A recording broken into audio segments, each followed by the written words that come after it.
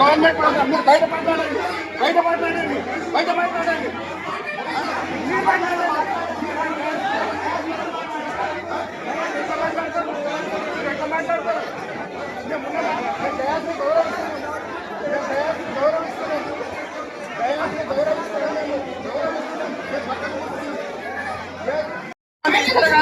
రాజకీయం బయట మాట్లాడండి, రాజకీయం బయట మాట్లాడండి. ఇక్కడ వద్దు.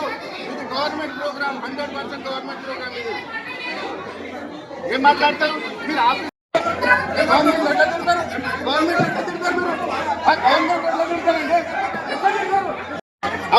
ఆఫీసర్ని ఎట్లా బెదిరిస్తారు మీరు? ఆఫీసర్ని కూడా బెదిరిస్తున్నారు మీరు. అది ఎట్లా కరెక్ట్? అది అరే గతంలో ఇయ్యాలని ఇప్పుడు ఇస్తున్నారు అన్నారు. వాళ్ళు ఇస్తున్నారు అని అన్నారు అంతే. అప్పుడు దొడ్డు బియ్యమేనా కాదా? అప్పుడు దొడ్డు బియ్యం ఉండేది. మీరు అన్నది అన్ని కరెక్ట్. అవును, 100%.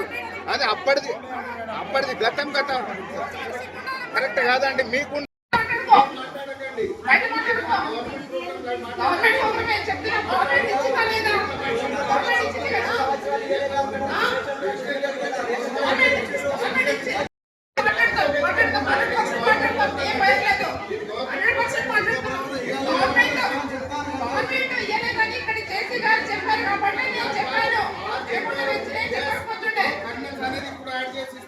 డిస్టిక్లో దాదాపు వారం రోజుల నుంచి అన్ని మండలాల్లో కూడా అధికారులు, జేసీ గారు, కలెక్టర్ గారు అందరూ కూడా మరి ప్రభుత్వం చేపట్టినటువంటి రేషన్ కార్డ్స్ మరి ఇవ్వడం జరుగుతుంది.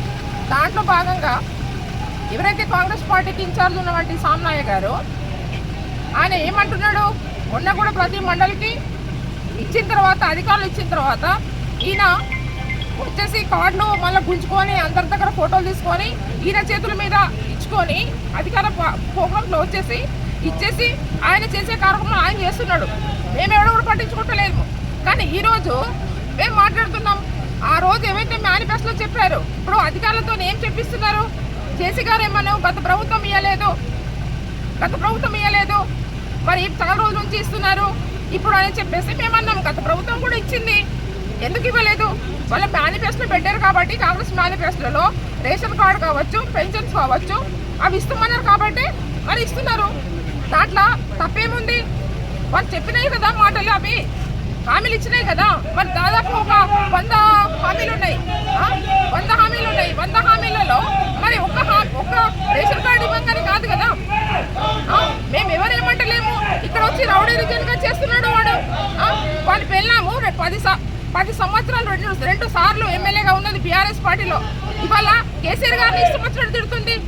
వీడు వచ్చేసి ఎక్కడంటే అక్కడ చెల్లమ్మని మా మీద పెత్తనం చేస్తున్నాడు. నువ్వెవరు అంటున్నాడు నన్ను. ఒక ఎమ్మెల్యేని పట్టుకొని నువ్వెవడు ఇక్కడ ఇవ్వడానికంటే మరి ఏంటిది అన్నట్టు చెప్పండి. అంటే ఈయన ఎక్కడి నుంచో వచ్చేసి దేశాలు తిరిగి మా ఆసిఫాబాద్కి వచ్చేసి ఈయన లోకల్ కూడా కాదు, నాన్ లోకల్. ఈయన వ్యక్తి ఇన్ని రోజులంతా ఎంవీఐగా ఉండి ప్రతి ఒక్క మన వెహికల్ దగ్గర, మోటార్ సైకిల్ దగ్గర వాళ్ళని పీడించుకొని వాళ్ళ రక్తం తాగినోడు వీడు ఎమ్మెల్యే అవుతాడా? సచ్చిన ఎమ్మెల్యే కాడు. నేను చెప్తున్నా కదా, ఈ ఆసిఫాబాద్ నియోజకవర్గంలో ఆయన అంటున్నాడు కావచ్చు ఇక్కడ నేను ఎమ్మెల్యే అవుతాడు. ఎవడు కూడా ఓటేసే పరిస్థితి లేడు వానికి. ఈ రోజు పెత్తనం చేస్తున్నాడు ఎక్కడంటే అక్కడ వచ్చేసి ప్రతి దాంట్లో కూడా. మొన్న రేపైనా వచ్చిండు, మేమేమనలేదు. మరి వాకటి వచ్చిండు, ఏమనలేదు. సరే పని మాట చేసుకొని అధికారులు ఇచ్చిన తర్వాత సరే ఆయన పాలాభిషేకం చేసుకుంటాడా, బయట కార్డు ఇచ్చుకుంటాడా, బయట ఏమైనా మాట్లాడుకొని మాకు సంబంధం లేదు. కానీ ప్రత్యేకంగా అరే వాళ్ళు గవర్నమెంట్ చెప్పింది కాబట్టి, హామీ ఇచ్చింది కాబట్టి, మేనిఫెస్టోలో పెట్టింది కాబట్టి, ఇక్కడ అధికారులు కూడా వాళ్ళతో చెప్పిస్తున్నారు కాబట్టి గత ప్రభుత్వంలో ఇవ్వలేదెందుకంటారు? గత ప్రభుత్వం కూడా ఇచ్చారు. గత ప్రభుత్వం 2 బియ్యం ఇచ్చారు, ఇప్పుడు సన్న బియ్యం ఇస్తున్నారు. అంటే అది ఆ రోజు అఫీషియల్ ప్రోగ్రాంలో మరి ఈయన పాల్గొనవలసిన అవసరం ఏమున్నది? ఇప్పుడు ఏ పార్టీలు ఇక్కడ లేరా? ఇంకా పార్టీ సీనియర్ నాయకులు లేరా? వీడు తుడుము కదా. ఎక్కడి నుంచో వచ్చేసి వాడు ఎక్కడి నుంచో వచ్చిండు, అక్కడ తరిమి కొడతాం. చెప్తున్నా కదా వానికి. ఏమనుకుంటున్నాడు ఆయన? తరిమి కొడతాం. ఇక్కడ ఉండేది పుట్టింది మేము, ఇక్కడ పెరిగింది మేము. ఇక్కడ వీడు ఎక్కడి నుంచో వచ్చి దేశాలు తిరుక్కుంటా వీని పెళ్ళానేమో 10 సంవత్సరాలు మా బీఆర్ఎస్ పార్టీలో మరి కేసీఆర్ గారు పాపం దేవుడు లాంటి వాడు, తండ్రి లాంటి వాడు. వీని పెళ్ళం ఇష్టం వచ్చినట్టు మాట్లాడుతుంది అక్కడ.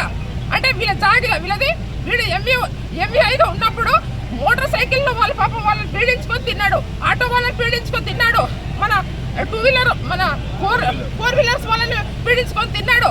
అట్లాంటి తిన్న వ్యక్తికి ఇవాళ ఇక్కడ ఓటేసి గెలిపిస్తారా?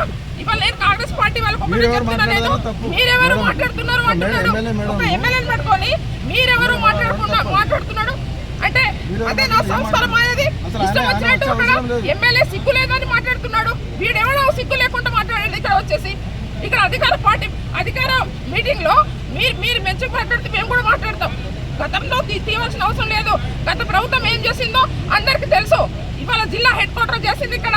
ఇవాళ 10 నిమిషాల్లో అందరు పోయి కలెక్టర్ ఆఫీస్ లో ఇవాళ అందరు కూడా సమస్యలు పరిష్కారం చేస్తున్నారు. ఇవాళ ఎస్పీ ఆఫీస్ కానీ, మెడికల్ కాలేజ్ కానీ, హాస్పిటల్ కానీ ఇది ఎవరు తెచ్చిండు, నువ్వేం చేస్తున్నావు అని నన్ను అడుగుతున్నాడు. వీడు దొంగనా కొడుకు, ఎక్కడి నుంచి వచ్చిన వలసగాడి కొడుకు, వీడేం చేసిండు ఇక్కడ? వీడు పీడించుకొని ప్రజల్ని తిన్నారు తప్ప కానీ వీడు ఏం చేస్తుండు చెప్పండి? నేను ఒకటే అడుగుతున్నా, వీడు ఇంకోసారి మాత్రం అడ్డు వస్తే మాత్రం వీని మీద కఠినంగా ప్రభుత్వం నుంచి కూడా మరి చర్యలు తీసుకోవాలి. వాని హక్కులు వాళ్ళు ఉండని. మరి పార్టీ ఇన్ఛార్జ్ అయితే పార్టీ ఇన్ఛార్జ్ ఆయన కార్యక్రమాలు చేసుకొని మేము కాదని లేదు, కానీ ఇంకోసారి మాత్రం మా జోలికి వస్తే మాత్రం ఖబర్దార్. ఒక ఆదివాసీ మహిళ మీద ఇవాళ దాడి చేయడానికి పట్టుకొస్తాడా? ఇవాళ ఆదివాసీ మహిళ మీద ఒక దాడి చేయడానికి పట్టుకొస్తాడా? ఇవాళ రౌడీలనే పట్టుకొచ్చిండు దాడి చేయడానికి. అంటే ఇదేనా వారి సంస్కారం ఇక్కడ? ఇవాళ కాంగ్రెస్ పార్టీ ఇవాళ ఇక్కడ ఉన్నవంటి మరి ఇన్ఛార్జ్ మంత్రి గారు కూడా మేము కంప్లైంట్ చేస్తాం. వాడు ఇష్టం వచ్చినట్టు సిగ్గు లేదా శరం లేదా అంటున్నాడు ఒక ఎమ్మెల్యేని పట్టుకొని.